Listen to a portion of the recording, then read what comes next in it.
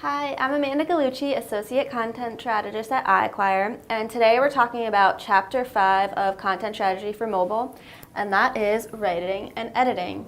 And Karen McGrane starts off with a quote that I think is great. She says, "There's no how to write for mobile, there's only good writing, period."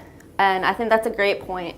And it's kind of what she emphasizes this whole chapter is that the secret to writing and editing isn't just thinking about your mobile website, but your website as a whole.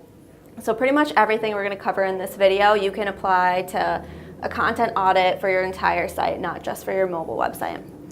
So first, she talks about thinking about mobile first as a buy-in to get people thinking about wanting to do content inventory, because if you think about what has to live in a small version on your phone, that kind of motivates people to see, okay, what do we need to cut out? What is not even worth it to put on this mobile website? Then for when you're taking inventory, there's specific things that you should keep in mind for your mobile website, and that includes crop ratios for images. So if there's a huge picture on a site, what's the small version going to look like on your phone or tablet, whatever mobile device you're using?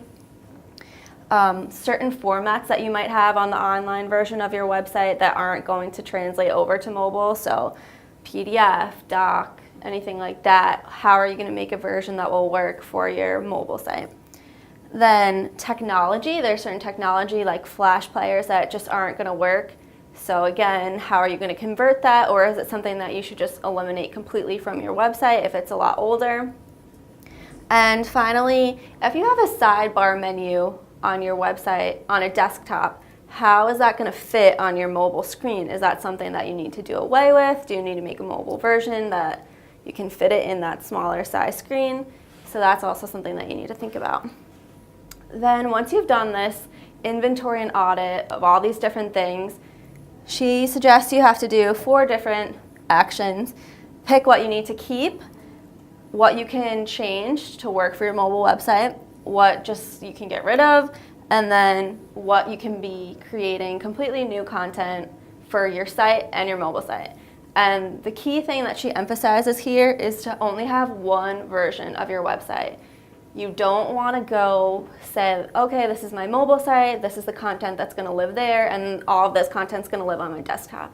For every single piece of content, you want to say, this is my content, and this is maybe a different image that's going to live on the mobile site, but not this one's just not going to make it there. If you're going to eliminate it, desktop version, mobile version, everywhere. Then she talks about how to write for the specific pages. So when you're doing these revisions or making new content, these are the things to keep in mind.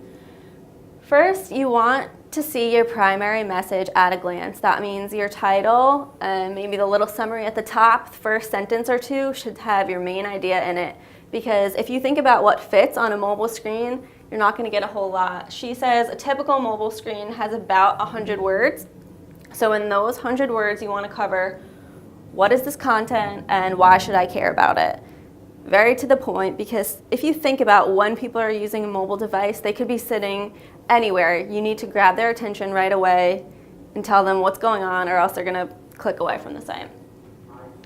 Then basically, in order to hold their attention and make it easy for them to do this wherever they are, you want to keep in mind to use plain language, nothing crazy, something that they can be scrolling through. They might not be reading every single word, so keep that in mind.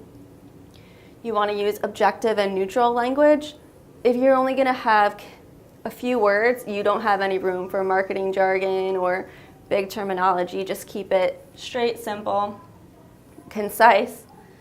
Also, you want to write headings that are links so that if people are just scrolling through, they can get the point from just your headers, and also use them as links. Have bolded links, make it very easy to click from one mobile page to the next mobile page. They know exactly what they're going to get out of it, make it actionable.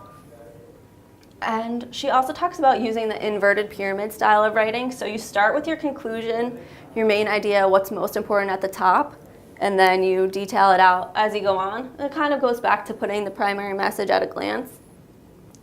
And finally, she says to use bulleted lists because that's also easy. If you're scrolling through, it's something that'll catch the eye and you can get the point quickly.